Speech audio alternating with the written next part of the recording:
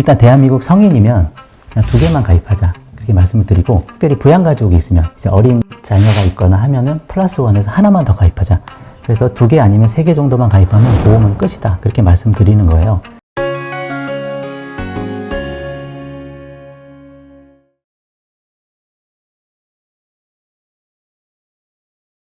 네, 안녕하세요. 예, 구독자 여러분, 위대한 개미의 든든한 동반자 자이언트TV의 안갑성 기자입니다. 자, 저희 채널 종종 주식 외에도 다른 재테크 수단 다룬 적이 있었는데요.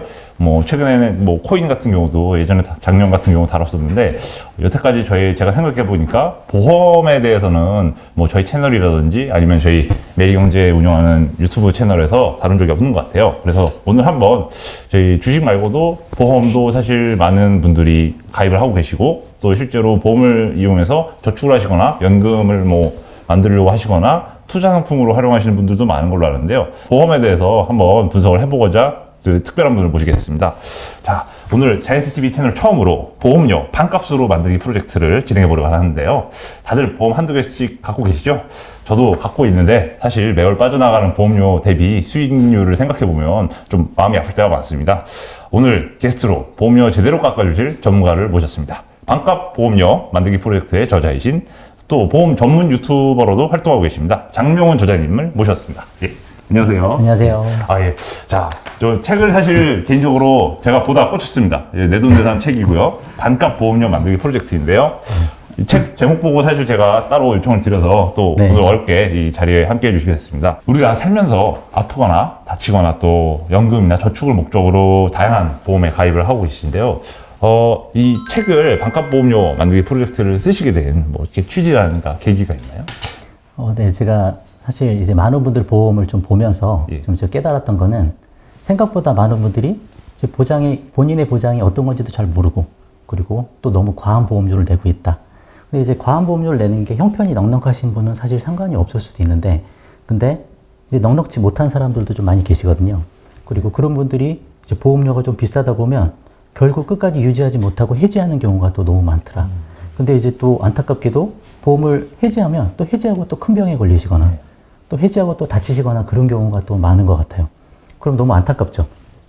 그리고 나중에 이제 또 형편이 괜찮아서 다시 가입하려고 하시면 그때는 또 이제 보험료가 많이 비싸지거나 또 가입이 안 되거나 또 뭐 비싼 유병자 보험 상품 가입하거나 뭐 그런 문제들이 좀 생겨서 이게 좀 종합적으로 좀 문제다.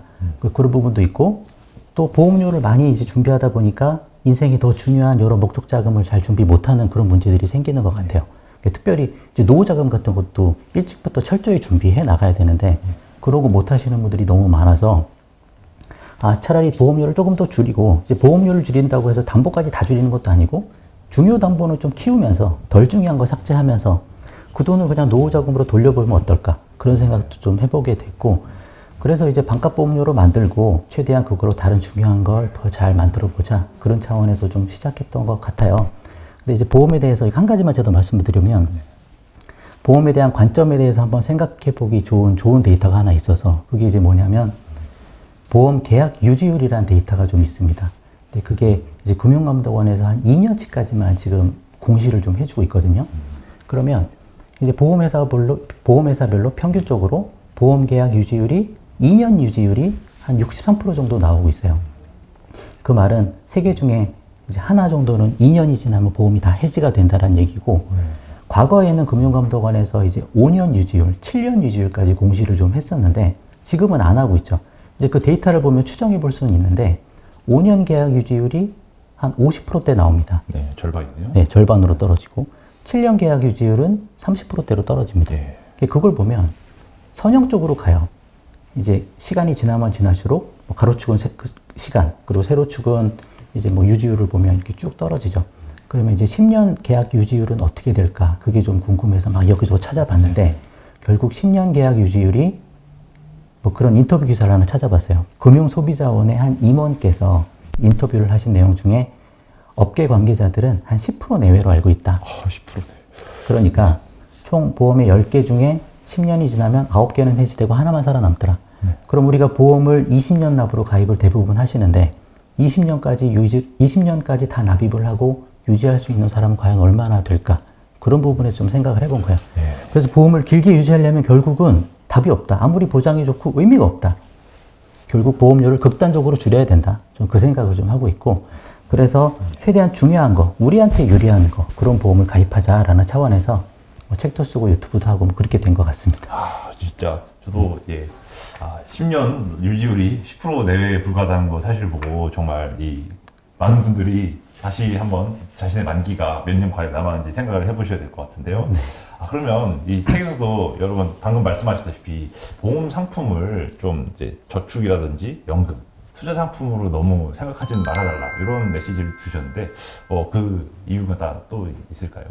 투자도 결국 어떻게 보면 저축에서부터 시작하는 거고, 연금도 어떻게 보면 저축으로 시작해서 연금이 마련되는 거고, 그렇게 따져보면 이제 보험으로 이제 저축을 과연 해야 되는 게 옳은가, 그런 관점을 봤을 때 저는 효율이 떨어진다라고 보는 거예요. 일단 기본적으로 마이너스에서 시작하는 저축이기 때문에 일단 첫 번째로 그렇습니다. 기본적으로 우리가 보험료를 10만 원 내면 사업비로 한 10,000원 정도는 차감을 하니까, 그럼 9만 원 가지고 원금이 되는 데까지도 최소 뭐 5년에서 7년, 길게는 10년까지도 가니까 그만큼 사실 시간의 손해를 보는 거죠. 그러니까 우리가 연금을 준비해도 사실은 긴 시간을 통해서 복리 효과를 봐야 되는 건데, 그만큼 시간을 다 까먹고 있는 거예요. 그 본전이 되는 시간까지 너무 많은 시간이 낭비가 된다. 네. 그런 부분이 또 있고, 또 뭐 어차피 보험의 한계를 넘어서지 못하기 때문에 보험료가 부담되고 뭐 그러면 결국 중도 해지하시는 분도 너무 많다. 그런 부분이 있고, 또 보험회사가 이야기하는 뭐 4% 수익률을 준다, 5% 수익률을 준다. 그것도 내가 내는 보험료 전체에 다 적용되는 게 아니기 때문에 내가 10만 원 내면 그 중에 10,000원 사업비 차감하고, 또 이제 보험이기 때문에 보장도 좀 들어가거든요. 네. 거기에 해당하는 위험보험료에도 빠지고, 나머지 이제 적립보험료에만 그 이율이 들어가는 거죠. 그렇게 따지면 실제로 뭐 예금 적금하는 이자보다 더 많은 수익을 얻기는 또 어렵다. 그럼 예금 적금하면 내 돈을 잃어버릴 일은 없는데, 괜히 보험을 했다가 내 돈도 잃어버리고 시간도 뺏기고 이자도 많이 안 붙고, 그런 총체적인 좀 문제가 있어서 저는 보험으로는 그렇게 하는 게 별로 바람직하진 않은 것 같아요. 예, 그럼 결국 이 보험의 본질, 이 뭔가 살면서 피치 못하게 겪을 수 있는 그런 불의의 사고나 질병 이런 거에 대해서 대비하자는 본질에 충실하자는 취지의 말씀이신 것 같은데, 또 저자님 이 책 제목만 보고 잘못 오해하면 모든 보험이다, 필요 없다고 오해할 수 있을 것 같습니다. 사실 살면서 큰 질병이라든지 사고, 뭐 조기 사망, 또 지나치게 오래 사는 것도 리스크라고 이제 설명을 해주셨습니다. 예. 사실 뭐 돈 없이 지나치게 오래 사는 게 너무 좀 힘들긴 하죠. 이제 몸은 늙어갈수록. 그러면 또 살면서 꼭 필요한 보험을 이제 2+1으로 한번 정리를 해주셨는데, 네. 2는 뭐고 플러스 1은 뭔지 한번 설명 부탁드립니다. 네, 이게 좀 이해하기 쉬우시라고 2+1이라고 제가 말씀을 좀 드렸는데, 2개 사면 하나 더 준다고 편의점 그런 얘기는 아니고, 네네. 일단 대한민국 성인이면 그냥 2개만 가입하자, 그렇게 말씀을 드리고, 성인 중에서도 특별히 부양가족이 있으면, 이제 어린 자녀가 있거나 하면은 +1에서 하나만 더 가입하자. 그래서 2개 아니면 3개 정도만 가입하면 보험은 끝이다. 그렇게 말씀드리는 거예요. 이제 왜 그렇게 되냐라고 이제 생각을 좀 해보면, 우리가 인생 살면서 신체 관련해서 또 재정적으로 큰 위기에 봉착할 4가지 경우가 있는데, 아까 말씀하셨듯이 첫 번째는 이제 너무 오래 사는 것. 이제 너무 오래 사는 거는 이제 우리가 연금 쪽으로 대비를 좀 하면 되죠. 그리고 또 우리가 자산을 키워가는 것, 그걸로 대비를 한다 치고, 나머지 너무 일찍 사망하는 것, 그걸 대비해야 될 필요가 있고, 또 큰 질병에 걸리거나 큰 상해 사고, 그런 사고들을 또 대비해야 될 필요가 있는데, 이 3가지를 대비하기 위해서 2+1이 충분하다, 이렇게 말씀을 드리는 부분이에요. 2+1이 뭐냐 먼저 말씀드리면, 2는 이제 첫 번째가 이제 실손 의료보험이죠. 네. 그 이제 실비보험이라고 우리가 하는데, 실비보험 하나, 그리고 또 하나는 3대 질병 진단비보험, 그 2가지, 그게 이제 2고 기본보험이고, +1은 부양가족이 있을 때 사망보험금이 필요할 수 있으니까 온라인으로 정기보험을 가입하자. 종신보험 대신 정해진 기간만 보장받는 정기보험을 가입하면 아주 소액으로 큰 사망보험금을 꼭 필요한 기간 동안만 준비할 수 있다. 그렇게 해서 아까 말씀드린 그 2가지 큰 질병, 큰 상해를 우리가 이제 2+1으로 어떻게 대비하는지 한번 설명을 드려보면, 결국 아프거나 이제 큰 사고를 당하거나 했을 때 최종적으로 가는 목적지는 결국 병원이잖아요. 그럼 병원 가서 최종적으로 우리가 지불해야 되는 거는 병원비가 될 텐데, 그 병원비에 많은 게 포함이 돼 있죠. 사실 뭐 입원비 포함돼 있고, 수술비, 그리고 뭐 검사하는 비용도 들어있고, 약 짓는 비용, 모든 게 다 들어서 토탈 이제 병원비가 얼마 딱 나오는데, 그 병원비를 지급해 주는 게 실손의료보험이니까 우리가 국민건강보험하고 실손의료보험 하나만 잘 가입해 놓으면 우리가 평생 살면서 발생할 병원 치료비의 대부분은 그걸로 끝이 난다. 네. 그게 심지어 실비보험이 1세대 보험이든 뭐 지금 가입할 수 있는 4세대 보험이든 상관없이 심지어 4세대 보험이라서 자기 부담금이 좀 크더라도 건강보험하고 이 두 가지만 가입돼 있으면 90% 이상이 보장이 돼요. 예. 그럼 병원비로 사실 큰 걱정할 필요가 없다는 거죠. 그래서 아프거나 다치거나 해서 우리가 발생할 수 있는 병원비는 실비보험으로 보장을 받고 그 외에 별도로 좀 필요한 거는 우리가 큰 질병에 걸리게 되면 이제 회사를 못 나갈 수도 있고 휴직하거나 퇴사하거나 또 장기 요양해야 되거나 간병해야 되거나 그런 비용들이 별도로 드니까 모든 비용에 대해서 다 준비하지는 못하더라도 3대 질병, 가장 중요하고 중증이고 가장 많이 사망하는 이 3대 질병에 대해서만큼은 진단비를 좀 준비하자. 그래서 3대 질병 진단비 보험을 말씀드리고 있는 거예요. 수술비, 입원비 말씀드리는 게 아니고 수술비, 입원비는 어차피 실비에서 받는 거고 조금 부족하더라도 우리가 늘 뭐 수술하고 늘 입원하는 것도 아니니까 부족하면 내가 모아둔 돈으로 좀 할 수도 있는 부분이라고 생각을 해서 이렇게 진단비에만 좀 집중하자. 그리고 특별히 3대 질병에만 집중하자. 이 3대 질병이 뭐냐면 암하고 그리고 심장질환 그리고 뇌혈관 질환 이 세 가지가 대한민국 10대 사망 원인 중에 1위, 2위, 4위 정도 하거든요. 이 세 가지만 합해도 뭐 대부분 사망 원인의 절반이 넘어가니까 다른 모든 진단비까지 대비는 못해도 이 세 가지만 준비를 잘 해놓으면 우리가 큰 질병에 걸렸을 때 여유자금, 한 최소한 1년 정도의 충분한 생활자금과 간병자금, 요양자금이 대비가 된다. 그래서 이 두 가지만 준비를 잘 해놔도 큰 위험에 닥칠 확률은 많이 줄어드는 거죠. 그래서 이 두 가지만 성인은 가입하면 된다라고 말씀을 드리는 부분이고, 이제 부양가족이 있는 경우, 그 경우에 대해서 이제 플러스 원 해서 온라인 정기보험을 좀 말씀드리고 있는데, 이걸 좀 설명해 보면, 사실 이제 만약 제가 경제적 가장이고, 그리고 제 아내가 있고, 만약에 어린 자녀가 2명이 있다라고 했을 때, 제가 외벌인데 갑자기 사망하게 되면 우리 가정은 정말 재정적으로 큰 위기가 닥칠 수밖에 없잖아요. 사실 제 친구도 제 친구가 그런 적이 있어요. 그 아버지가 어렸을 때 일찍 돌아가셔가지고 너무 힘들었다고 하는데 그 친구가 저한테 뭐라 그랬냐면, 방송 용어인지 모르겠는데 정말 우리 온 가족이 개고생을 했다. 막 그런 식으로까지 얘기를 해요. 너무 고생을 많이 했다. 그러니까 아버지 경제적 가장이 일찍 사망하면 그런 큰 위험에 닥칠 수가 있기 때문에 그 정도만큼은 저렴하게 보완을 해주는 게 매우 좋겠다라는 생각을 좀 합니다. 그래서 사망보험금을 좀 준비하자. 한 연봉이 한 2년치, 3년치 정도 준비하면 좋은데, 그걸 종신보험으로 대비할 수도 있고 정기보험으로 대비할 수 있는데, 여기서 그 얘기까지 잠깐 하면, 왜 정기보험을 말씀드리냐면, 자녀가 만약에 이제 다 성장을 해서 사회생활을 하기 시작하면, 그래서 본인이 직접 돈을 벌기 시작하면, 그러면 그때 이제 부모님이 사망하더라도 그 가정에 재정적으로는 큰 영향이 안 온다는 거죠. 자녀가 이미 돈을 벌고 있고, 어머니를 요양할 수도 있는 거고, 본인이 번 돈으로. 과거에 본인이 어렸을 때 그 당할 위험하고는 위험의 경중이 너무나 큰 차이가 난다. 그래서 자녀가 사회생활하는 시점이 돼버리면 위험도가 크게 떨어지기 때문에 그 이후까지 사망보험금을 종신보험으로 꼭 준비할 필요 없다는 거죠. 그래서 그래서 가능하면 종신보험 대신 정해진 기간만 보장받는 정기보험을 가입하고, 최대한 저렴하게 좀 충분한 자금을 그 사망보험금을 대비하면 좋겠다. 그렇게 해서 2+1을 좀 말씀드리는 부분으로 보시면 될 것 같습니다. 그러면 요즘 사실 종신보험이 겉으로 보면 사실 사람은 언젠가 다 죽으니까 종신보험은 무조건 이 보험금을 꼭 받을 수 있다는 확신이 있는데, 또 정기보험은 예를 들면 만 65세라든지 70세로 정해놓으면 그 정기보험보다 오래 살아버리면 이제 그동안 냈던 보험료는 그냥 다 허공으로 증발해버린다는 그 느낌 때문에, 그런 감각 때문에 사실 많은 분들이 종신보험을 하신 것 같기도 하고, 또 덜어는 이제 예를 들면 효도를 이제 종신보험을 걸어놔야지 이제 계속 일방적으로 자녀에게 약용비를 이제 의존하기보다는 뭔가 본인도 카드를 쥐고 계시려는 일부 부모님들이 이제 나이 드신 부모님들이 계실 수도 있는데, 그런 건 차치하고 일단 보험료만 계산을 한다고 했을 때는 이제 합리적으로 이제 정기보험을 드는 게 낫다라고 말씀 주셨고, 일단 실손보험. 사실 많은 분들이 실손보험 얘기를 또 안 할 수가 없는데요.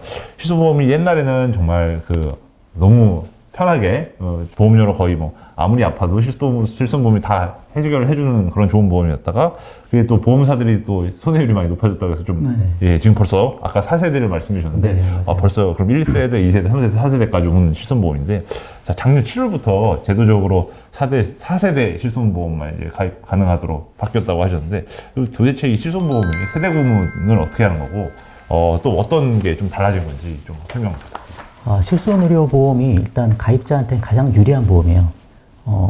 그러다 보니까 보험회사랑 보험설계사는 판매를 안 하려고 하고요. 가능하면. 그만큼 그쪽이 좀 불리하면 우리한테 유리하다고 볼 수도 있는 부분인데 실손의료보험이 이제 가입한 시기별로 보장이 다 다릅니다. 2009년 10월 이전에 가입하면 1세대 실비보험이라고 해서 보장이 너무 좋았죠. 그러니까 입원만 하면 병원 치료비 그냥 100%를 다 주는 거예요. 근데 그러다 보니까 문제가 좀 발생하는 게 이제 의료 쇼핑 하시는 분들이 또 계시는 거죠. 네. 이 병원 뭐 도수 치료 잘한다더라.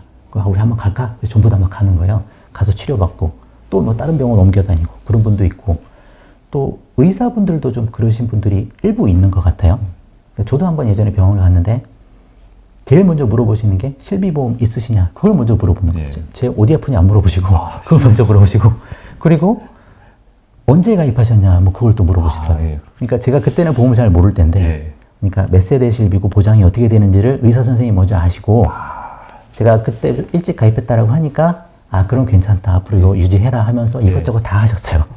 수가 머신이 되는 거예요. 네, 그렇죠. 여러 가지 치료를 많이 하시더라고요. 그러니까 뭐 모든 경우에는 아니고 예. 일부 그런 경우가 있겠지만 네. 그런 문제들이 발생하니까 이제 보험에서도 더 이상 안 되겠다. 예. 그럼 100% 다 지급하던 거를 자기 부담금을 이제는 보험 가입자도 일부 좀 부담을 해라 하고 해서 자기 부담금이 10%로 늘어나고 네. 또 20%로 늘어나고 지금은 30%까지 네. 뭐 이렇게 늘어나서 세대별로 좀 보험 이제 보장하는 방법이 좀 보장하는 범위가 좀 다르게 된 거죠. 그래서 2009년 10월 이전은 1세대 그리고 2017년 4월 이전에는 2세대 그리고 2021년 7월 이전에는 3세대 그리고 지금은 4세대 실손보험만 가입된다.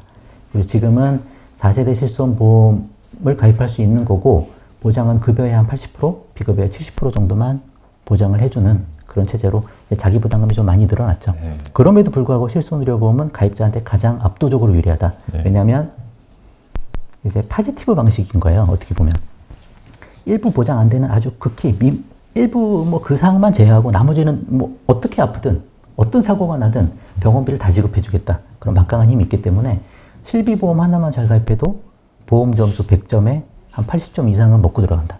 나머지는 우리가 20점으로 어떻게 할 거냐 하면 그거 가지고 지금 뭐 고민하는 부분이고 실비보험이 그만큼 압도적으로 유리하다. 그런 생각을 좀 하고 있어요. 근데 사실 실비보험을 차차히 보면 워낙 또 보험이 항목이 너무 많지 않습니까? 네. 뭐 각종 특이하게 어떤 건 또 주계약이고 뭐 특약으로도 되게 종류가 여러 개 있어가지고 뭐 책에 사실 나온 것만 몇 가지 얘기해도 상해 비급여니 뭐 질병 비급여니 또 아니면 상해 급여, 질병 급여 뭐 이런 상해 질병을 일단 기본적으로 크게 구분하는 것도 있고 또 3대 비급여도 따로 있고요. 뭐 이런 여러 실손보험을 좀 볼 때 많은 분들이 실손보험을 이제 가입을 많이 하실 텐데 실제로 이 특약사항이나 주계약 을 볼 때 어떤 걸 좀 봐야지 효율적으로 4세대 실손보험을 가입할 수 있을까요? 실비보험은요, 지금 다 네. 약관이 표준화돼서 어느 채널을 통해서 누굴 통해 가입해도 보장이 다 똑같습니다. 그러니까 어딜 통해서 가입하셔도 돼요. 인터넷으로도 지금 가입할 수 있으세요. 그리고 뭐 설계사 통해서 하셔도 좋고. 근데 이제 가장 편한 방법은 지금 그냥 건강하시고 특별히 병력 고지할 게 많지 않으시면 그럼 집에서 그냥 인터넷으로 실비보험만 가입이 가능합니다.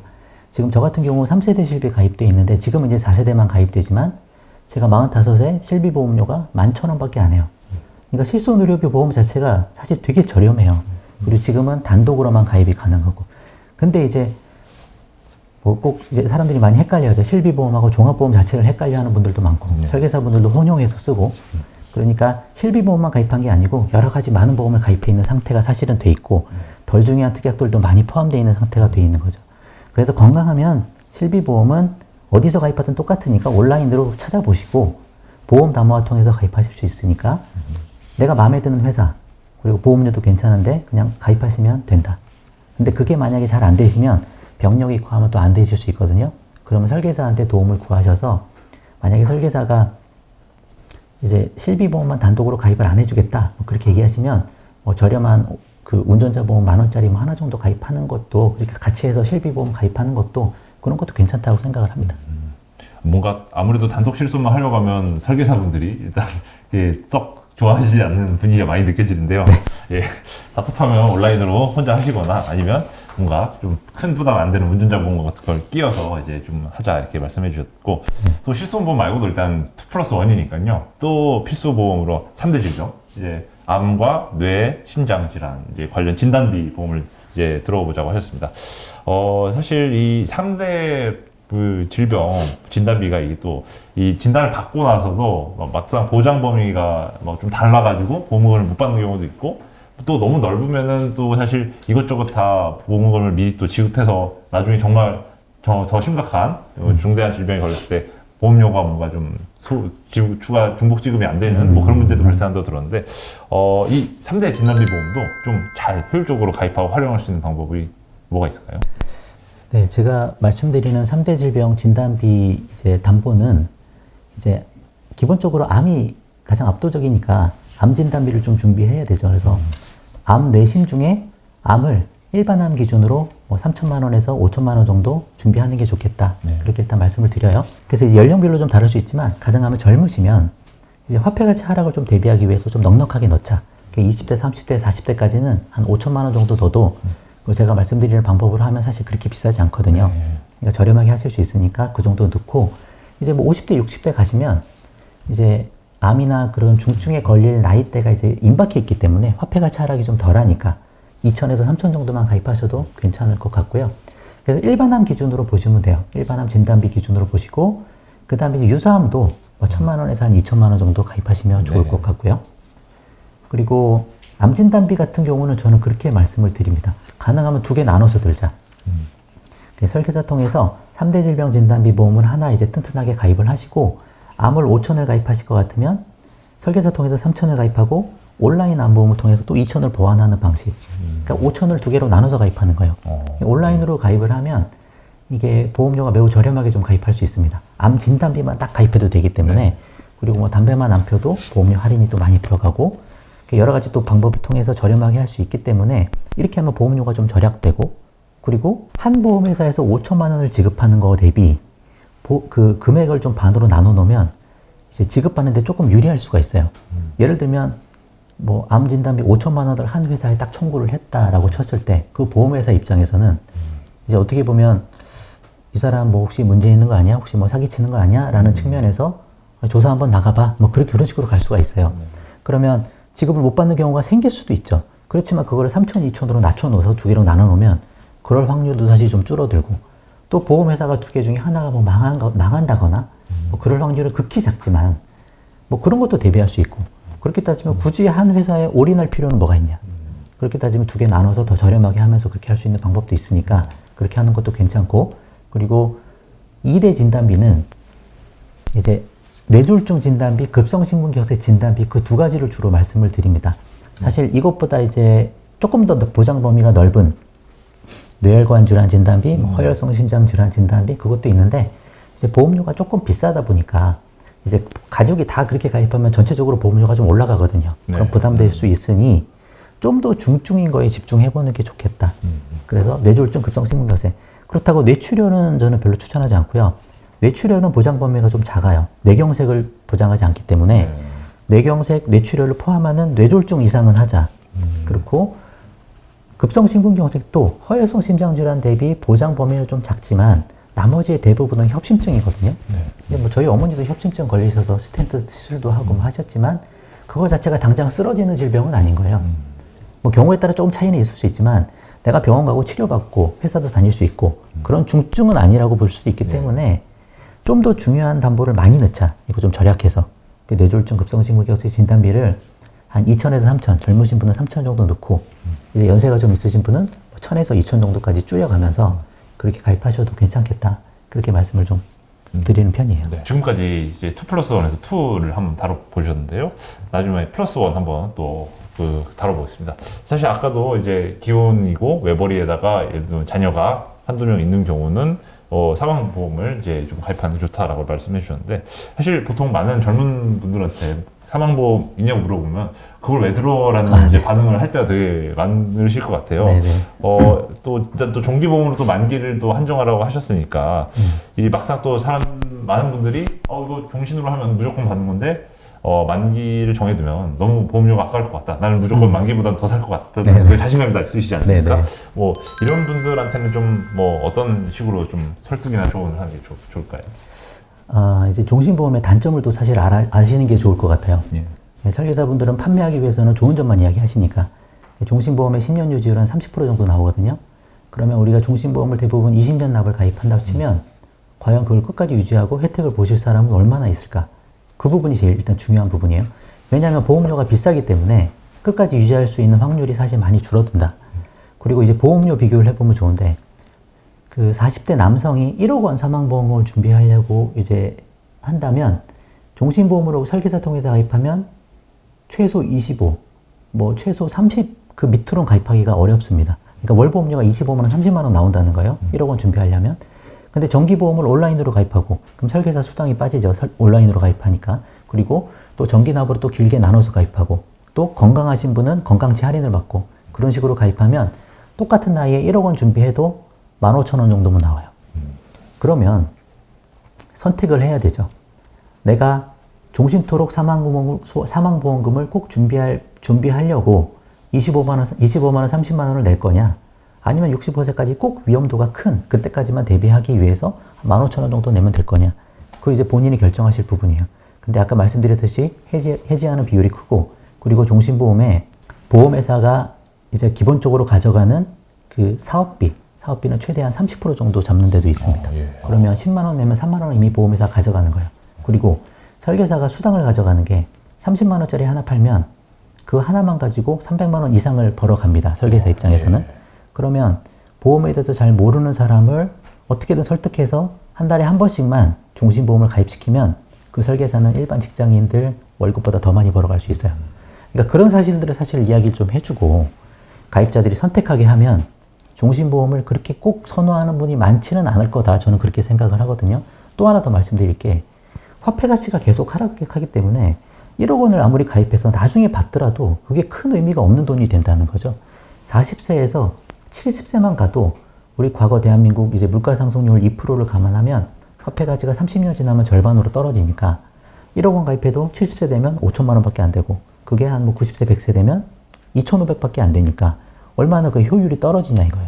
이걸 받기 위해서 그 비싼 보험료를 내느니 그 돈으로 차라리 아껴서 그 돈으로 노후 준비를 하자는 거죠. 그걸 뭐 나스닥 ETF 같은 거 넣어서 뭐 7%, 8%라도 수익률 나오면 몇십억으로 불어날 수도 있는데 그걸 왜 그런 식으로 투자하냐 그런 이야기를 좀 드리고 싶은 거죠. 많은 사실 또 나스닥 ETF 말씀을 해주셨지만 사실 의외로 많은 분들이 보험을 또 안 내면 돈이 가처분 소득이 남지 않습니까? 한 달에 쓸 수 있는 돈에서 그걸 또 어차피 내가 써버릴 것 같아서 강제 저축을 하기 위해서 또 이 보험이라는 강제성을 부여를 한 경우가 또 있으신데 이런 분들은 그냥 좀 습관을 먼저 바꾸라고 그게 좋죠. 추천하시는 편이죠. 네, 말은 강제저축이지만 강제저축이 안 돼요. 제가 보니까.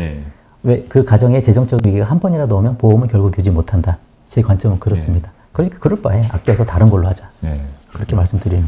또 이런 고민도 있으실 것 같습니다. 사실 많은 분들이 뭐 보험을 가만히 있다가 혼자 갑자기 막 관심이 막 솟아올라서 가입하시는 분들 많지 않을 것 같고요. 보통 가족이나 친지 중 아니면 또 가까운 지인의 권유로 이제 가입하는 경우가 많은데 이것 때문에 사실 보험 상품 자체가 썩 마음에 들지 않고 이게 좋은 상품이 아니라는 걸 알면서도 사실 관계 때문에 가입을 하시는 분들이 어쩔 수 없이 있으신 것 같아요. 그래서 이런 분들은 이제 어떤 조언을 보통 해주시는 건가요? 뭐 결연을 할 수는 없잖아요. 또. 이미 가입하셨으면 사실 방법이 없는 것 같아요.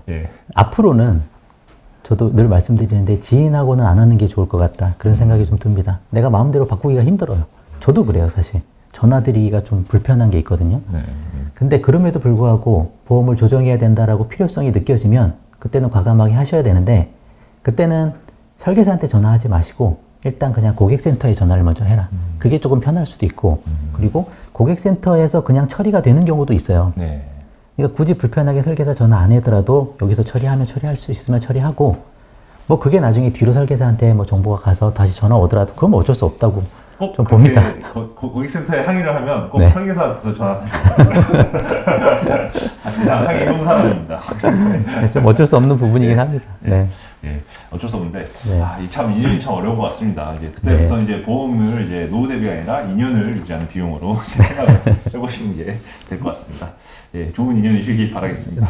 또 이제 2+1 핵심 보험은 아니지만 또 좀 추천하시는 보험으로 이제 질병 상해에 대한 후유장애 특약을 이제 소개를 해주셨고 또 운전자 보험 아까도 말씀하셨지만 운전자 보험을 소개해 주셨는데 의외로 또 후유 보험은 좀 운전자 보험이나 다 자동차 사실 운전하시는 분들은 다 가입을 하실 텐데 후유장애 같은 경우는 또 치매 보험 대신에 좀 쓸 수 있다 이런 또 장점이 있다는 게 사실 신기해가지고 네. 이 치매 보험이나 간병인 보험 대신 정말 이 질병상의 후유장애 특약으로도 충분한 건지 좀 뭐 따로 뭐 주의할 점은 없나요?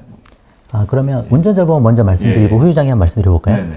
운전자 보험은 아까 제가 2+1에 이제 포함시키지 않은 이유는 운전 안 하시는 분도 있어서 근데 이제 운전하시면 저렴하게 운전자 보험 하나 가입해도 괜찮겠다. 그렇게 해서 지금 온라인으로 가입하면 뭐 2,500원짜리도 있고 뭐 5, 6,000원에도 가입할 수 있는데 뭐 설계사 통해서 뭐 2만원, 3만원 하시는 분들도 많아요. 근데 뭐덜 중요한 특약들, 불필요한 특약들 많이 가입되어 있는 경우가 많고 운전자 보험은 기본적으로 자동차 보험하고 완전히 다르죠. 자동차 보험은 민사적인 책임. 그러니까 서로 부딪혔으면 누가 잘못했냐. 과실 비율은 몇 대 몇이냐. 그 돈을 누가 어떻게 지급할 거냐. 그런 문제인데 운전자 보험의 필요 목적은 이제 중대 사고가 발생하면 제가 형사 처벌이 돼서 이제 징역형을 살 수도 있는 문제예요. 그럴 때 이제 형사 합의를 해야 될 필요가 있고 또 변호사를 선임해야 될 필요가 있고 또 벌금을 보완받을 필요가 있기 때문에 이 세 가지 특약 때문에 운전자 보험을 가입한다라고 보시면 됩니다. 이 세 가지가 핵심이에요. 그러니까 형사합의금이 이제 교통사고 처리지원금 특약으로 돼 있고 그리고 변호사 선임비 그리고 이제 벌금 특약 그 세 가지만 잘 가입해도 충분하다. 근데 이제 만약에 필요하면 뭐 후유장애 같은 거나 가족 일상생활 배상 책임을 뭐 추가해서 가입해도 되는데 그래도 한 5, 6천 원이면 충분하다. 그렇게 말씀드리고 후유장애를 좀 말씀드려보면 이제 제가 아까 이제 설명을 못 드린 부분이 뭐냐면 제가 보험은 2+1으로 3개만 가입하면 된다 말씀드리지만 담보는 사실 5개 정도로 말씀을 드려요. 그러니까 3가지 보험에 5개 담보를 끼워넣어라. 이 5개 담보 외에는 어떤 담보도 추천하지 않는다. 그렇게 말씀드리는데 그 5개 담보가 뭐냐면 첫 번째는 아까 말씀드린 거예요. 실비 특약. 두 번째는 3대 질병 진단비 특약. 세 번째는 아까 정기보험 가입했던 사망보험 특약. 이게 2+1이고 그 외에 나머지로 추가할 거는 후유장애 특약 넣으면 좋다. 그리고 가족 일상생활 배상 책임 특약 넣으면 좋다.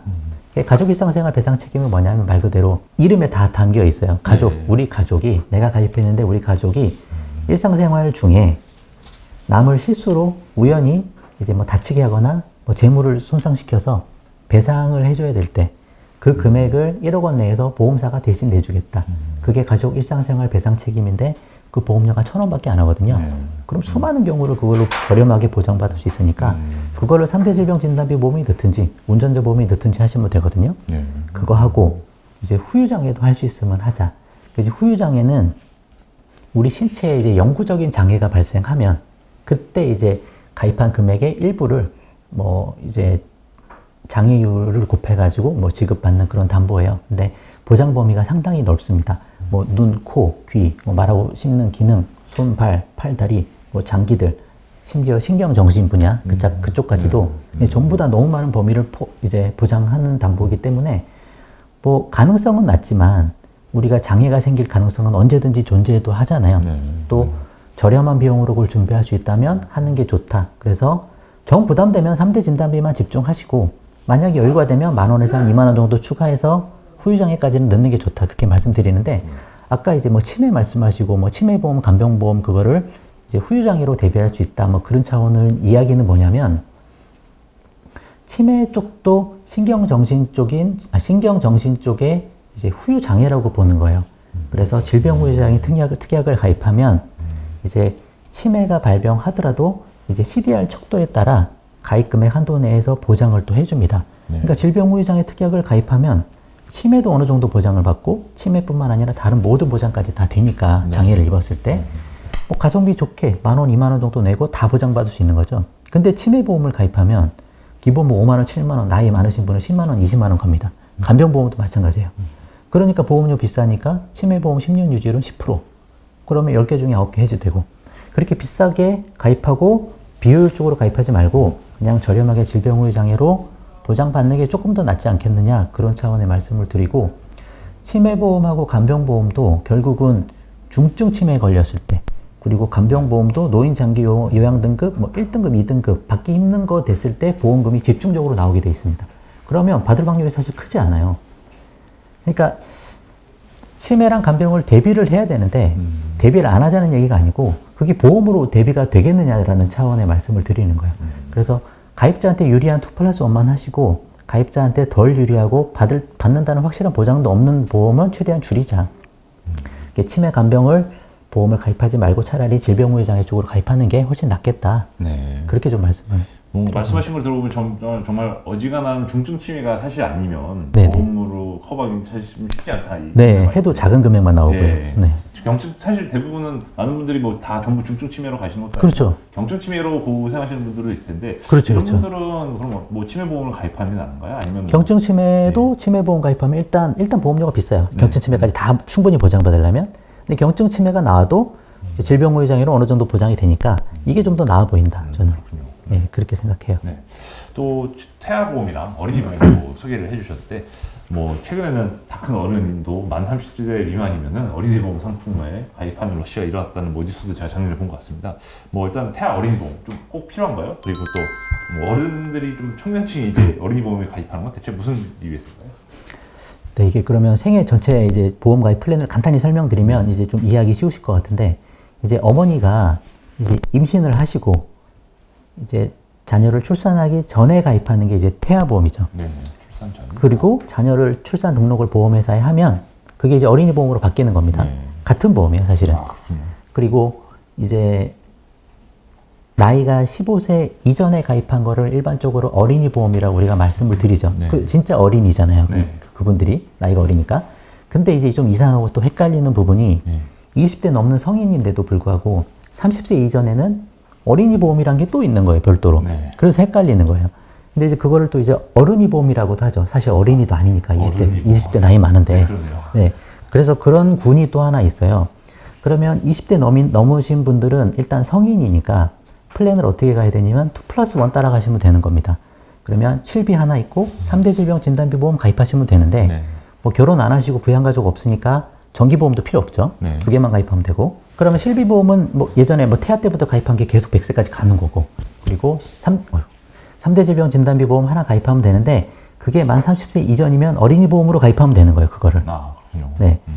그럼 무슨 혜택이 있느냐? 사실 크게 차이도 나는 게 없고, 뭐 어떤 혜택이 있냐면, 이 사람들은 어린이 군이니까, 뭐 암이랑 뭐 뇌심장 같은 거 걸릴 확률이 작다라고 봐서, 뭐 감액기간하고 면책기간 같은 거에 조금 일부 혜택이 좀 있는 거예요. 네. 뭐 일반 성인보험 가입할 때는, 뭐 암 걸려도 보험 가입하고 90일 이전에 암이 걸리면 그렇죠. 네. 뭐 면책기간이 들어가고, 네. 뭐 또 1년, 2년 내에는 감액이 들어가고 뭐 그러는데, 어린이 보험으로 가입하면 그런 게 없는 거죠. 그래서 어린이 보험이냐 아니냐가 중요한 게 아니고 무슨 담보를 넣을지가 사실은 더 중요해요. 그러니까 3대 질병 진단비를 가입을 하되 30세 미만이면 어린이 보험으로 가입하면 되고 그 이상이면 그냥 성인 보험으로 가입하면 된다. 큰 차이는 없다. 그렇게 좀 말씀드릴 수 있을 것 같아요. 뭐 어린이 보험도 사실 그러면 아이들 같은 경우는 뭐 사실 더욱이 3대 진단비나 이런 건 좀 필요 없을 것 같긴 한데 네. 어린이 보험을 고민하시는 분들한테는 좀 이런 특약을 넣는 게 좋거나 그런 좀 추천도 한번 부탁드립니다. 어린이 보험이나 태아 보험 좀 어떻게 말씀드리냐면요. 일단 가능하면 보험은 태아 때 가입하는 게 가장 좋다 일단 말씀드려요. 예. 출산하기 전에. 왜냐하면 출산할 때 위험도가 많이 커지고 또 이제 기형아 검사 같은 거 막 하시거든요, 산모분들이. 그럴 때 뭔가 이제 병력이 나오면 실비 같은 게 가입이 안 될 수가 있어요. 그러면 실비가 우리 인생에 가장 중요하고 태아 때 하나 딱 가입해 놓으면 100세까지 가는 건데 그 괜히 검사 결과 안 좋아서 그 가입이 안 되면 문제가 생기니까 임신하면 바로 태아 실비부터 가입해라. 이게 제일 중요하다. 이게 실비가 가입되면 보험 점수 80점 된다 그랬잖아요, 아까. 그러니까 이게 제일 중요한 거예요. 그거 가입하시고 이제 태아 보험을 이제 어떻게 할 거냐, 이제 그 문제인데 태아 보험은 이제 뭐 여러 가지가 있겠죠. 설계사 통해서 뭐 비싸게 5만 원, 10만 원 가입할 수도 있고. 근데 저는 그냥 온라인으로 그냥 저렴하게 5, 6천 원이면 가입이 가능하거든요. 그 정도만 보완을 하자. 그러면 가정재정에 큰 문제가 발생을 안 한다. 왜냐하면 건강보험 있고 이제 실비보험 있기 때문에 병원 치료비는 상당 부분 해결이 되니까 굳이 뭐 어린아이가 생활비가 많이 드는 것도 아니고. 그래서 그 온라인으로 하나 저렴한 거 가입하면 거기는 뭐 입원비, 수술비 뭐 다 들어 있습니다, 사실. 그러니까 어린이들은 그런 보험 가입해서 암 진단비도 뭐 5천 정도 들어 있고, 뭐 백혈병 걸리면 1억 원 정도 나오고, 그러면서도 보험료는 뭐 5천 원, 6천 원 그 정도면 돼요. 그러니까 자녀들을 어른보다 보험료를 더 비싸게 가입하지는 말자. 위험도가 훨씬 낮다는 거죠. 3대 질병 걸릴 확률도 60대 넘어간 노인들이 훨씬 높지 비교가 안 돼요. 근데 태아보험, 어린이보험을 뭐 10만 원씩 내시고 어른들보다 더 비싸게 가입하시는 분들도 많거든요. 그러니까 그렇게 하지는 말자. 좀 그렇게 말씀을 좀 드려요. 감사합니다. 또 전체적으로 이제 보험 이제 리모델링이라는 표현을 이제 쓰시면서 저희가 기존에 이제 잘못 가입하거나 뭔가 좀 이제 기존 보험이 문제 있다고 느끼신 분들한테는 리모델링 또 상담도 실제로 제공해 주시지 않습니까? 이 사실 책에서 가급적 피하라는 보험 중에 유형 중에 하나로 종신보험 이제 말씀해 주셨는데 이 각종 실비 특이한 이제 종신보험이 종신보험만 있으면 참 바로 해지를 하면 될 것 같은데 각종 이미 실비 특약이 엮여 있거나 아니면 덜어는 뭐 변액 연금 상품 묶여 있는 경우들이 있더라고요. 뭐 이럴 때 기존 특약이나 투자 상품은 신경 쓰지 말고 다 종신이면 그냥 날려버려야 되나요? 일단 기존 보험 리모델링 할 때 제가 가장 주의해야 된다고 말씀드리는 거는 기존에 가입된 보험은 일단 해지하시면 안 된다. 무조건 먼저 해지하시면 안 된다. 그렇게 늘 말씀드려요. 새로 가입할 보험을 먼저 가입을 하자. 그럼 가입이 잘 되면 그때 기존 보험을 뭐 배설을 하든지 담보를 좀 줄이든지 해지를 하든지 그렇게 해야 돼야지 먼저 해지했다가 새로운 보험에 가입이 안 되거나 뭐 할증되거나 부담보되거나 뭐 그런 문제가 생기면 이제 뭐 오도 가도 못하는 경우가 생기니까 함부로 해지하시면 안 되고 특히 종신보험 같은 것도 실비 특약이 포함되어 있으면 그 함부로 해지하시면 안 됩니다. 왜냐하면 실비가 포함되어 있다는 얘기는 예전에 가입한 1세대, 2세대 실비가 포함되어 있을 거예요, 특약으로. 그러면 그 보장들은 사실 뭐 실비로서는 보장이 좋은 실비이기 때문에 함부로 해지하기보다는 지금 새로 가입하면 4세대 실비밖에 안 되니까 이 1세대, 2세대 실비를 본인이 유지하는 게 유리할지 아니면 4세대로 넘어오는 게 유리할지 그걸 먼저 판단을 하셔야 돼요. 그래서 나는 치료받을 게 많다. 그리고 나는 아직 뭐 병원 많이 가야 된다. 뭐 비급여 치료 많이 받는다. 그러면 뭐 1세대, 2세대 남아있는 게 더 유리할 수도 있거든요. 그럼 그런 분들은 해지하시면 안 되고 그거 종신보험 무조건 유지하셔야죠. 최대한 유지하시되 보험료가 너무 부담된다 그러면 주계약을 좀 줄이시거나 뭐 다른 포함되어 있는 불필요한 특약들을 좀 줄이시거나 해서 보험료를 좀 줄이실 방법은 있는 것 같아요. 그렇게 유지하시다가 나중에 1세대, 2세대 실비가 너무 갱신돼서 보험료가 너무 부담되면 그때 이제 실손 전환제도 통해서 4세대 실비로 전환할 수 있으니까 그럼 뭐 언제든지 가능하시니까 일단은 유지하시고 싶으면 유지하시자. 근데 난 그렇지 않다. 나는 병원도 안 가고 나는 보험 그렇게 신뢰하지도 않고 나는 뭐 저렴한 게 더 좋다. 그러면 아예 해지하고 4세대 실손으로 실손 전환제도 통해서 넘어오셔도 됩니다. 그렇죠. 그런 식으로 활용해 보셔도 좋을 것 같아요. 그렇군요. 또 종신보험 말고도 저는 잘 이제 처음 알게 됐습니다. CI 보험도 이제 가급적 피해야 될 보험으로 짚어주셨는데 사실상 CI 보험도 종신보험처럼 보험사에 좀 크게 유리한 상품이라고 지적해 주셨는데 특히 CI 보험에서 보험료 지급 때 문제가 되는 중대한 질병이나 중대한 수술에 대해서는 항상 굉장히 많다고 들었는데 왜 CI 보험이 이렇게 문제가 많다고 보시는 건가요? 네, 말씀해 주신 부분이 문제가 좀 많아요. 그래서 내가 생각했을 때는 중대한이라고 판단하는데 보험회사 입장에서는 중대한이 아닌 거죠. 약관상에. 그래서 실제 이제 이만큼 받을 거라 생각했는데 받지 못하니까 상실감이 좀 크신 것 같아요. 그런 부분들이 좀 있고. CI 보험이란 거는 이 기존의 종신보험을 일단은 기본적으로 주계약이 이제 뭐 사망에 대한 뭐 보험금이나 이런 걸로 묶여 있는 경우가 있고, CI 보험도 사실 기본 틀은 이제 종신보험이랑 똑같은데, 맞아요. 이제 뭔가 이런 중대한 질병이나 중대한 수술을 받을 때 보험금을 좀 미리 타낼 수 있는 맞아요. 그런 개념인 거죠. 맞습니다. 당겨 쓸 수 있는 거죠. 그래서 그것 때문에 또 문제가 생기는 것들이 사망보험금이 있고 사망보험금을 당겨 쓸 수 있는 구조이기 때문에 보험회사에서는 조금 더 자금을 준비해야 될 필요가 있어요. 그래서 종신보험보다 오히려 더 비싸고요. 비싸다 보니까 사망보험금을 또 많이 넣지도 못하는 거예요.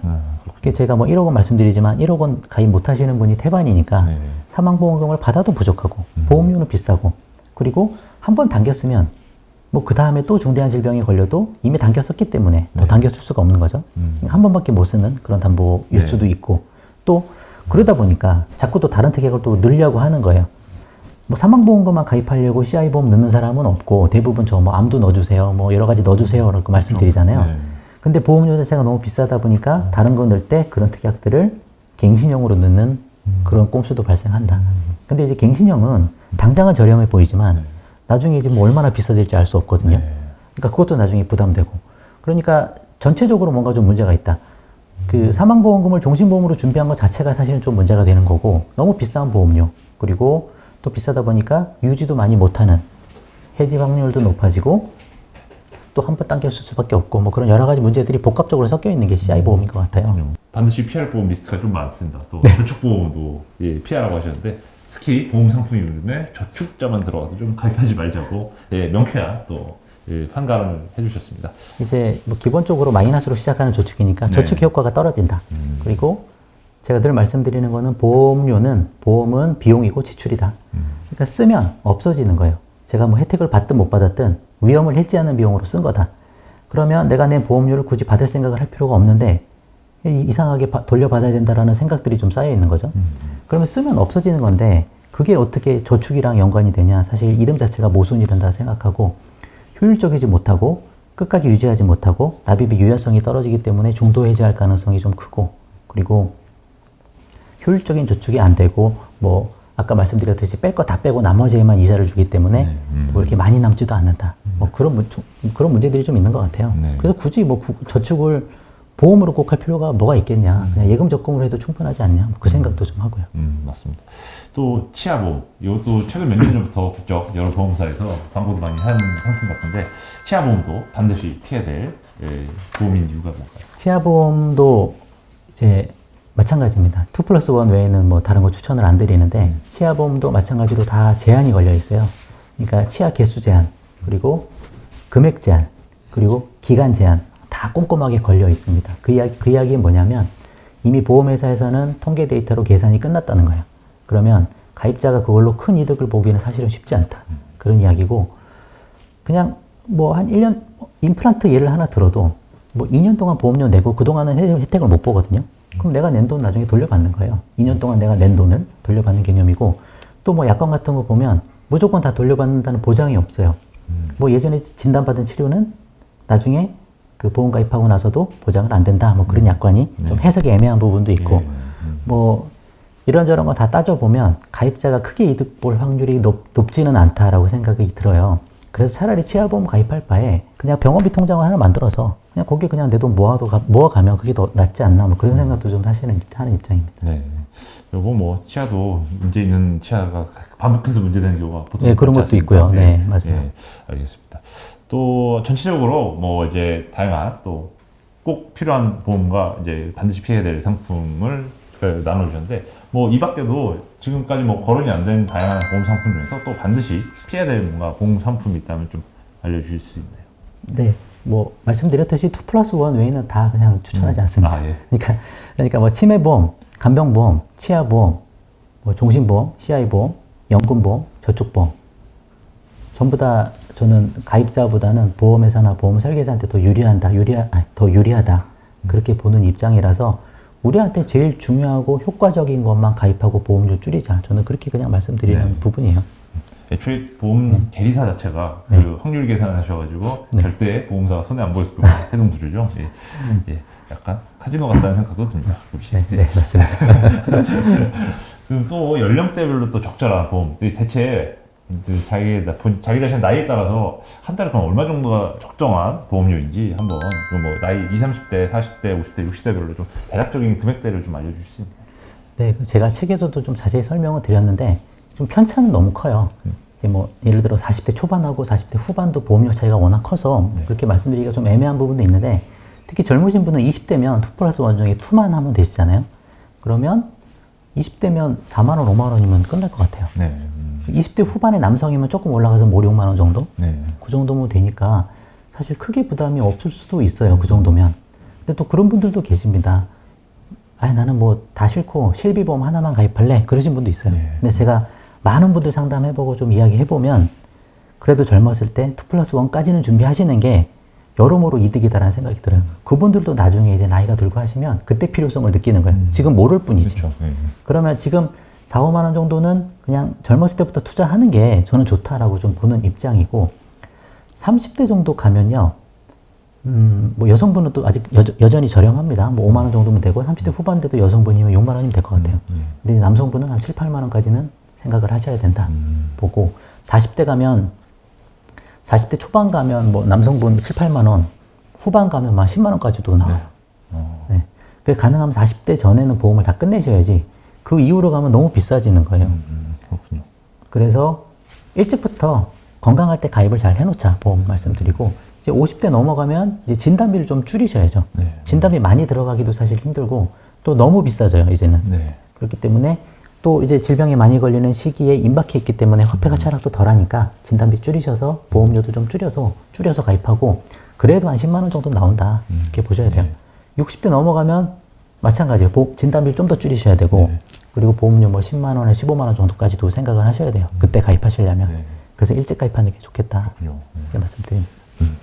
또 그 노후 대비를 위해서 뭐 요즘 뭐 연금 저축 보험과 연금 저축 펀드사에서 뭐 고민하시는 분도 있는데 특히 뭐 증권사에서 많이들 말씀하시죠. 연금 저축 보험을 뭐 이제 해지해서 연금 저축 펀드로 가야지 된다 이런 말씀 많이 하시는데 아무래도 저희 채널이 보통 증권사에서 전문가 분들 많이 모시다 보니까 무조건 연금 저축 보험보다는 연금 저축 펀드를 가입하는 게 필요하다고 항상 중요해 주십니다. 네, 저도 마찬가지 생각이에요. 좀 보험책 쓰면서도 보험으로 하지 말고 연금 저축 펀드로 해라라고 하는 입장인데 그게 아무리 봐도 보험으로는 이 한계가 너무 많아요. 그러니까 좀 납입하는데 유연성이 있어야 되는데 유연성이 떨어지는 거죠 보험이. 내가 형편이 어려워도 유지를 하면 좋은데 유지를 못하는 그런 문제들이 생기니까 결국은 해지로 가는 게 많고 그리고 내가 생각하는 만큼 금액이 쌓이지가 않아요. 노후 자금은 워낙 긴 시간을 투자해야 되는 거라서 이게 제가 볼 때는 내가 생각할 때 내가 목적지, 내 종착지는 여기 뭐 부산이다라고 생각하고 노후 준비 상품을 잘 가입을 딱 해서 기차를 타고 가는데 그 기차 상품이 가는 도중에 모르는 거예요. 나중에 가보고 나니까 부산에 안 가 있고 어디 광주로 가 있든지 그렇게 돼 있는 거죠. 그러니까 나는 충분한 자금을 준비해야겠다라고 준비를 하고 기차를 탔는데 상품을 잘못하니까 다른 데가 있더라. 이게 대표적인 게 보험 상품으로 연금 준비할 때 그런 문제가 생길 가능성이 크다. 그렇게 좀 생각이 되고 말씀드린 저축 관련한 그런 단점들을 다 갖고 있는 거예요. 결국은 사업비 많이 차감하고 해지할 가능성이 있고 뭐 유연성이 좀 떨어지고 그리고 수익도 많이 안 나고 그런 부분들이 있고 연금 저축 펀드가 너무 압도적으로 혜택들이 많아서 또 그렇게 말씀을 드리는 거죠. 뭐 잘 아시겠지만 연금 저축 특성들 제가 생각하는 특성들을 좀 말씀드려보면 일단 세액공제 400만 원까지는 해주니까 그 뭐 34만 원씩 넣으면 뭐 1년 최고 세액공제 받는 400만 원을 다 넣고 한 66만 원 정도 돌려주잖아요 기본적으로 5,500만 원 미만이면 그러면 그 수익률이 20%가 나옵니다. 그 제가 66만 원을 내니까 사실 실제 낸 금액은 334만 원 내고 실제 잔고에는 400만 원이 차 있으니까 매년 20%의 플러스 투자가 생기는 셈이죠. 근데 20% 수익률 내기가 사실 쉽냔 말이죠. 근데 이 연금 저축을 통해서 투자를 하는 거 하나만으로도 매년 플러스 투자가 간다. 근데 보험으로 저축하면 기본적으로 마이너스 투자가 된다. 이 둘 중에 뭘 선택할 거냐 생각해 보면 당연히 플러스 투자를 해야 되는 게 맞고 그리고 연금 저축에 특별히 이제 세금 이연 효과가 있기 때문에 이것도 괜찮은 사실 혜택이죠. 세금을 지금 안 내고 연금 저축에서 아무리 뭐 매매하고 해도 세금이 하나도 없다. 그리고 세금을 저 뒤에 나중에 연금 받을 때 내게 되니까 뭐 그만큼 세금을 안 낸 금액까지 다 합해서 이제 계속 플러스로 이제 복리 효과를 보게 되는 거죠. 그 계속 쌓여서 커지는 거고 나중에 내는 세금은 3.3에서 5.5% 조율과세 세금 자체도 작고 그리고 지금 내면 뭐 15.4% 이자소득세 내야 되니까 뭐 그렇게 조율과세 혜택도 있고 또 하나 혜택이 뭐가 있냐면 지금 내면 현재 가치의 돈으로 세금을 내는 거예요. 근데 30년, 40년 후에 세금을 낸다는 거는 이미 화폐 가치로 절반가량 화폐 가치가 떨어져 있는 상태고 떨어져 있는 화폐 가치로 세금을 내는 거기 때문에 그게 훨씬 우리한테 유리한 점이 많다. 그런 부분까지 감안해보면 뭐 세금 혜택을 다 그냥 때려 넣은 거죠. 그리고 사실 뭐 1,800만까지 넣을 수 있으니까 뭐 주식이 떨어지거나 뭐 주가가 좀 떨어졌을 때 좀 더 투자해서 그걸로 연금 자산 늘리고 나중에 그 금액은 비과세 통장으로 활용을 할 수 있는 거죠. 뭐 세액공제 안 받은 금액은 다 뺏을 수 있으니까 그런 측면에서 보면 노후 준비를 위한 이거보다 더 좋은 상품은 없어 보인다. 저는 그 생각을 좀 하는 거예요. 그래서 또 말씀드리고 싶은 거는 굳이 IRP까지 해서 뭐 700만 원까지 다 내고 뭐 그렇게까지 할 필요도 없이 저는 노후 준비는 소득의 10%만 준비하자 이렇게 말씀드리거든요. 사회생활 시작하면 그때부터 소득의 10%는 아예 없는 돈이다 생각하고 연금 저축만 넣는 거예요. 물론 소득이 뭐 많아서 700만 원 이상 번다. 그럼 뭐 70만 원까지 해서 뭐 IRP 하셔도 괜찮지만 그런 분들이 이렇게 많지는 않으니까 한 300만 원에서 그 세액공제 받는 정도 금액만 연금저축을 해서 꾸준히 투자해보면 상당히 괜찮은 수익률도 나올 수 있고 할 것 같다라는 생각이 좀 듭니다. 네, 그렇군요. 또 간혹 또 변액 유니버셜이라든지 변액 연금 상품 중에서도 일부 상품은 비과세를 강조하면서 뭐 이게 부자 보통 자산가분들이 상속용으로 많이 쓴다는 뭐 표현도 책에 있었던 것 같은데 네. 그런 니즈로는 뭐 어떤 니즈가 있어서 이런 변액 보험이나 변액 유니버셜이 나오는 겁니다. 예. 진짜 일단 화폐 가치 하락을 좀 방어하는 차원에서 변액이 나온 거겠죠. 네. 네, 저도 아까 뭐 잠깐 말씀드렸지만 제 변액도 지금 10년 됐는데 아직도 마이너스고, 그러니까 비과세 아무리 말이 좋은데 그 수익이 나야 비과세잖아요. 근데 네. 수익이 많이 안 나는 조건이다. 네. 이제 변액 자체가 사업비 일단 너무 많이 떼고요. 네. 그리고 나중에 10년 지나고 이제 더 이상 추가로 납입을 안 하더라도 사업비 계속 빼고 있고, 네. 그럼 구조적인 보험의 한계를 넘어서지는 못한다라는 생각을 좀 하는 거예요. 아무리 그렇게 해도 연금저축이 플러스 투자를 따라갈 수는 없을 것 같다. 저는 그 생각을 좀 해요. 그래서 어차피 보험으로 해서 또 많이 해지할 바에는 그냥 유연성 있게 투자할 수 있는 연금저축 보험이 오히려 낫지 않겠나, 그렇게 생각을 좀 하는 입장입니다. 굳이 또 보험 상품을 한번 또 옹호를 해보자면 이제 보험 약관 대출을 이유로 그래도 보험이 필요하다. 왜냐면 요즘 너무 대출 규제도 일단 빡빡한 상황이고 이럴 때 급전 필요할 때 또 보험 약관 대출만 하는 게 없다 이런 얘기를 하시는 분도 있는데 뭐 이런 반론에 대해서는 어떻게 또 말씀을 해주시나요? 차라리 보험료 줄이고 약관 대출을 받는다는 거는 적립금이 쌓여있다는 얘기거든요. 그러면 적립금이 쌓여있다는 얘기는 내가 기본 순수보장형 대비 더 많은 돈을 냈다는 거예요, 사실. 그럼 그렇게 더 낼 필요 없이 최소한의 보험료만 내고 차라리 돈이 안 쌓여 있어도 괜찮다.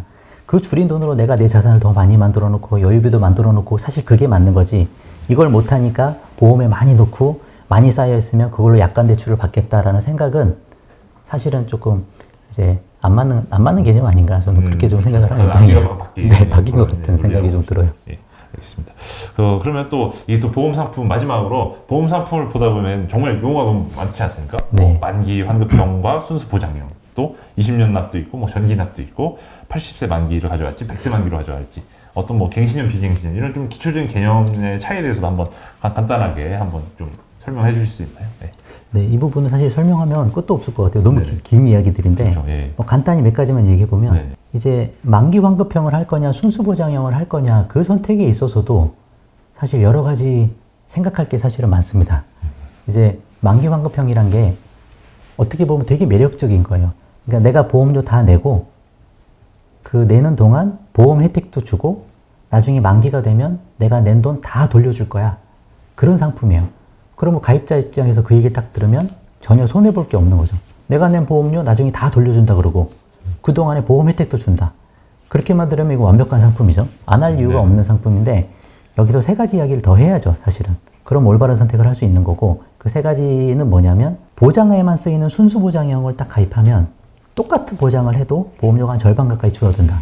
그러니까 만기 환급형을 하면서 나는 보험료를 2배 가까이 더 내고 있는 거예요. 비싸게 더 내고 있다. 나도 모르게. 그런 부분이고 그 차익을 내가 운영하면 만기에 환급금 받는 것보다 내가 더 많이 불릴 수 있다. 왜냐하면 내가 차익 더 낸 거는 보험회사에서 사업비로 또 떼가거든요. 그러니까 기본적으로 마이너스 저축이에요, 그것도. 그런 문제도 있고 또 나중에 만기에 돌려받는 금액은 이미 화폐 가치 하락이 너무 많이 노출되어 있어서 뭐 소위 얘기하면 그냥 어떻게 보면 똥값이라고 이해하는 분들도 있는 것처럼 너무 많이 화폐 가치에 노출되어 있는 거죠.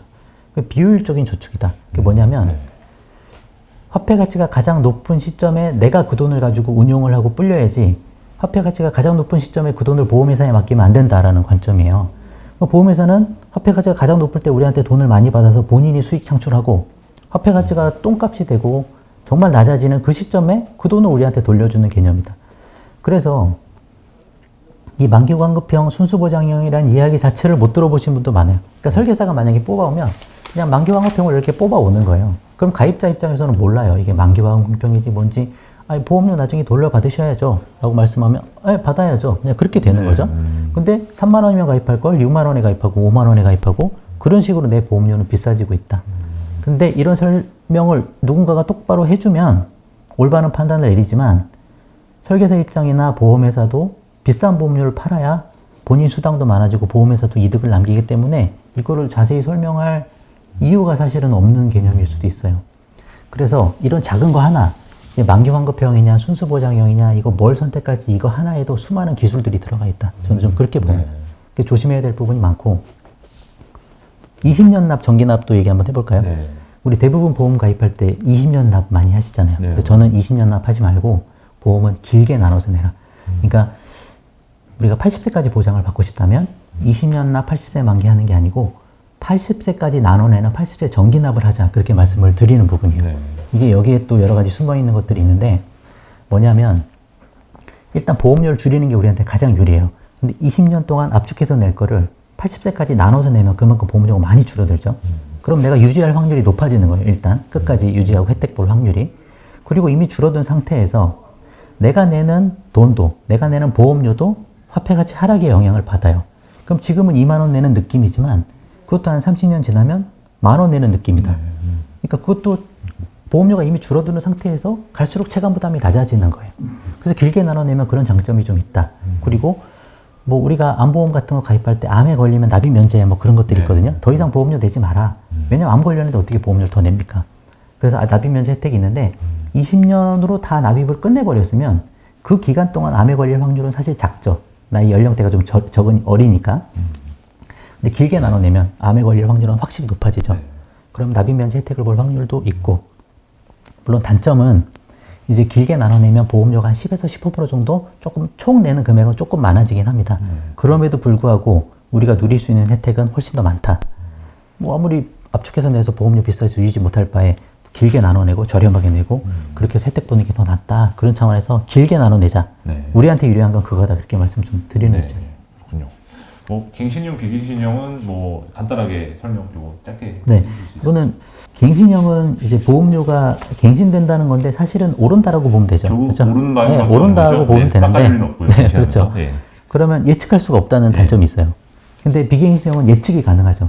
그럼 예측할 수 없는 보험료는 갱신형밖에 없는 실비보험 외에는 우리는 다 그냥 예측할 수 있는 보험으로 가입하자.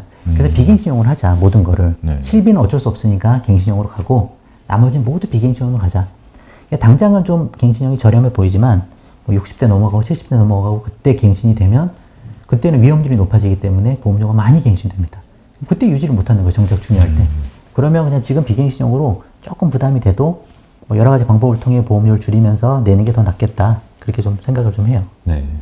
그러면 또 마지막으로 또 저자님께 뭐 개인적으로 보험 리모델링 상담을 받고 싶은 분들도 있을 것 같은데 뭐 이런 분들은 상담을 어떻게 하면 돼요? 제가 사실 뭐 따로 상담을 하지는 않아요. 상담보다는 이제 유튜브에서 댓글 남겨주시면 이제 조언해주는 정도죠. 네. 조언, 그래서 좀 궁금하시거나 하시면 책을 보시거나 아니면 유튜브 이제 보시다가 이제 댓글 남겨주시면 제가 할 수 있는 선에서 최대한 답글도 남겨드리고 하려고 하고 있으니까 네. 그렇게 궁금하신 거 한번 물어보셔도 좋을 것 같습니다. 네, 알겠습니다. 또 지금까지 또 저 반값 보험료 만들기 프로젝트 함께 해주셨고요. 저희 주식 말고도 보험도 어쨌든 저 재테크 일환으로서 많이 활용되고 있기 때문에 한번 보험의 진실을 한번 파헤쳐보는 시간을 가져봤습니다. 예, 뭐 지금까지 자이언트 TV 안목성이었고요. 다음에도 좋은 콘텐츠로 찾아뵙도록 하겠습니다. 예, 감사합니다. 감사합니다.